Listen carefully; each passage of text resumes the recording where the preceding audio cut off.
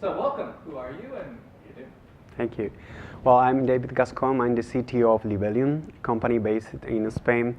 And we designed hardware for wireless sensor networks, and we have designed a complete approach that consists of a hardware solution and a SDK and an API.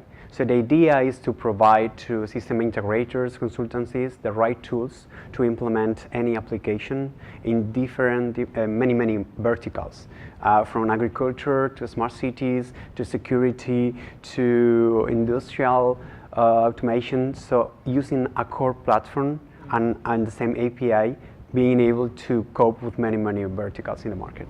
So describe the hardware in a little bit more detail. Yeah, the hardware platform is called WASMode and basically consists of some microcontroller unit and then a layer of sensing, like sensor integration. So we have developed many sensor boards that allows to make the MCU, the microcontroller, read any of that sensors. So for example, you can read from common presence sensors that detect infrared radiation to really complex sensors, like for example pH for water quality, or dissolved oxygen for water quality, or even ultraviolet radiation coming from the sun to detect how the plants are going to make the photosynthesis. So basically this is the layer of sensors. We have the MCU and then we have the radio layer, and we also make it also as a horizontal way of approach. The sensors, you can connect any kind of sensor, and with the radios we made quite the same. The idea is that each applications need a specific radio technology or wireless technology. So some things you need really to be integrated at home. For this reason you use Wi-Fi. Some other times you need to be really long distances in the field. For this we use, for example, 900 megahertz band. And in some other cases, even direct communications with servers using the cellular network, 3G or GPRS. So the idea was always to build something that could be, you could just choose the right sensors and the right networking technology. But when you are making the application, not before, okay, I have this application, what of the different pieces of this ecosystem that Libelium provides do I need to make this application? So I choose the core, this is WASMO, the MCU, and then the sensing, the sensors I want, the sensing layer, and then the radio.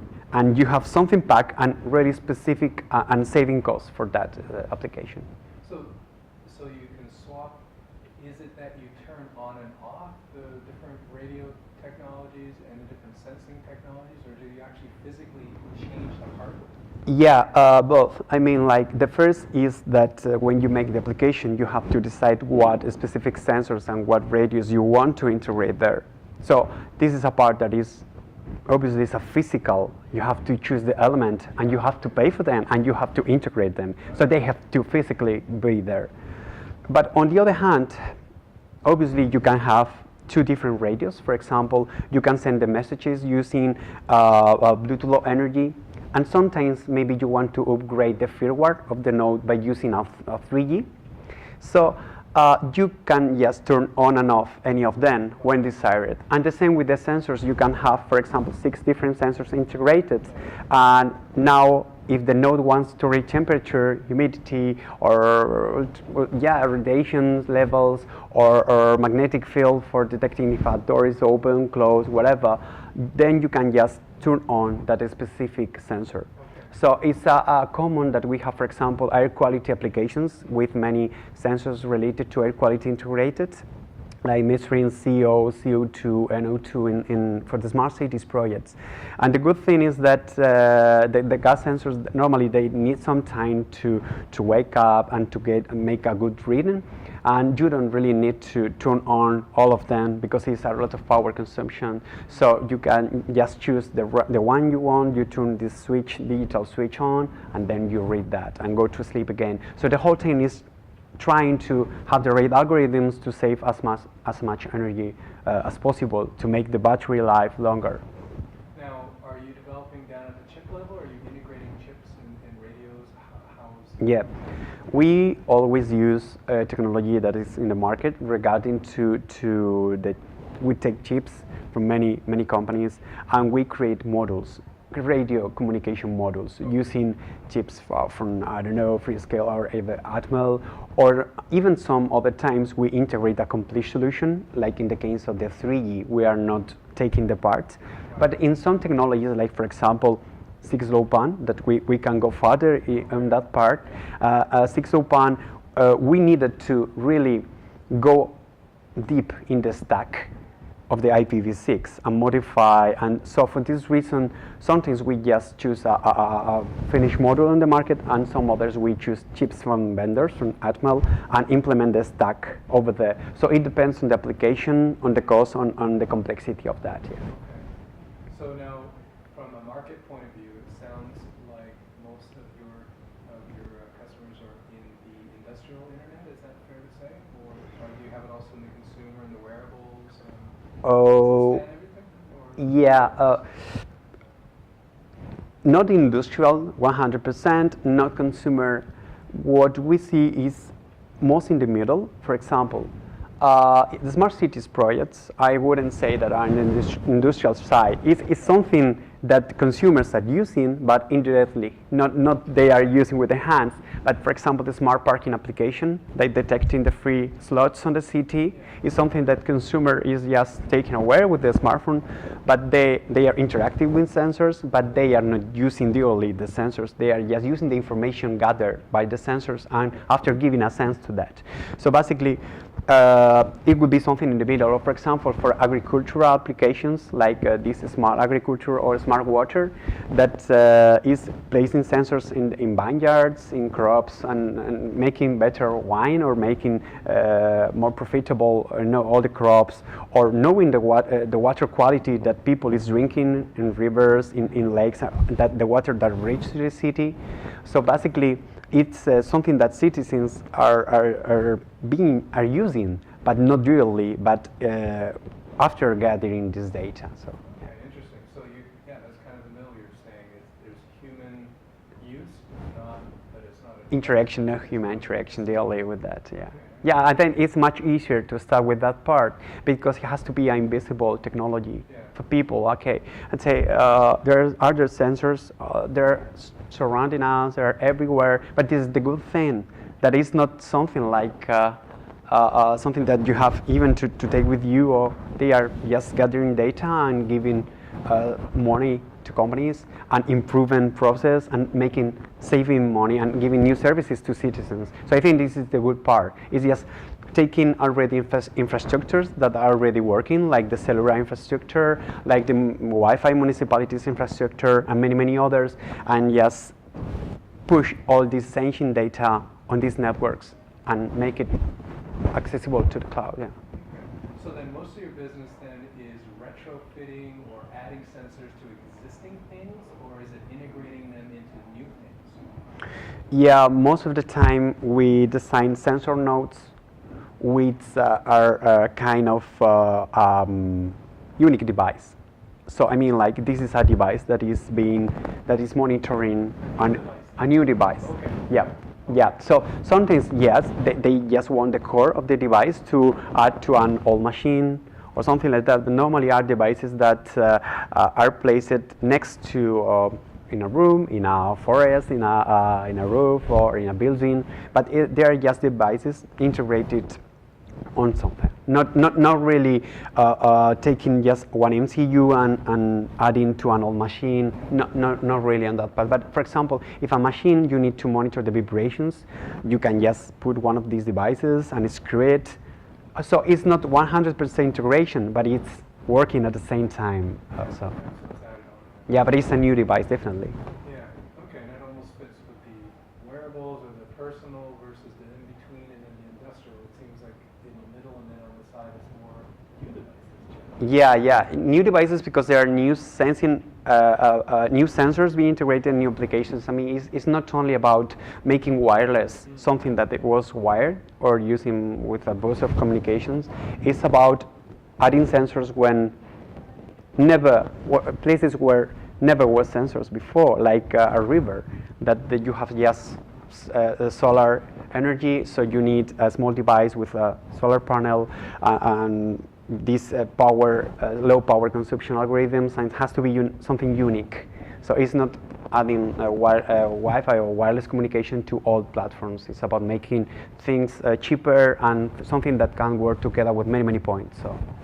Now, is there a software development platform? Yeah. Is it your own, or are you using a standard? Or? Yeah, the good thing here is that when we created Wasmode, that is the core platform, the core hardware platform, when we took the SDK, we were slugging some ideas and we decided to modify the Arduino SDK. So basically, why we made this decision? So this is a new SDK, and we have many APIs and libraries that are working just with our platform, but we wanted something that many people already knew how to use. And there are 4 million people that already know how to program, 4 million, the last numbers. 4 million people already know how to program Arduino.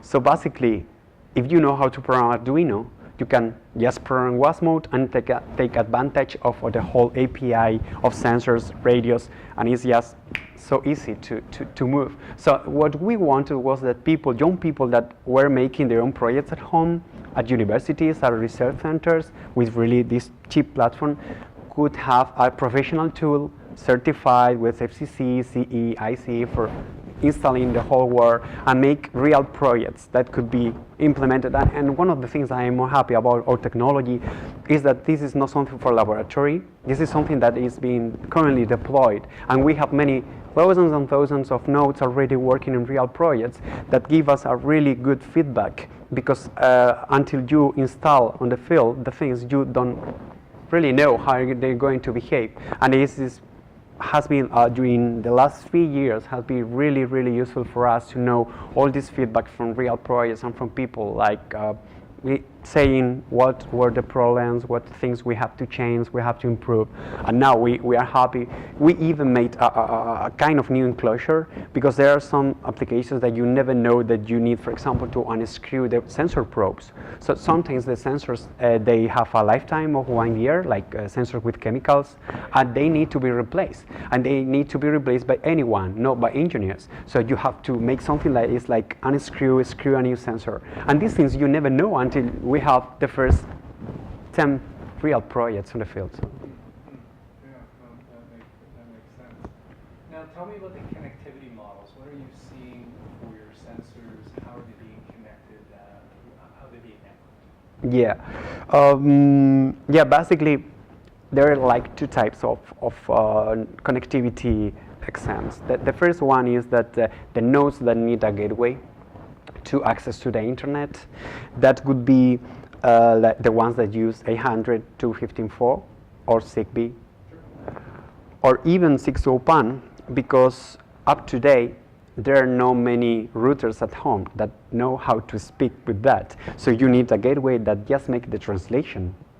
It's incredible that some nodes of technology know how to speak IPv6, but the routers at home don't.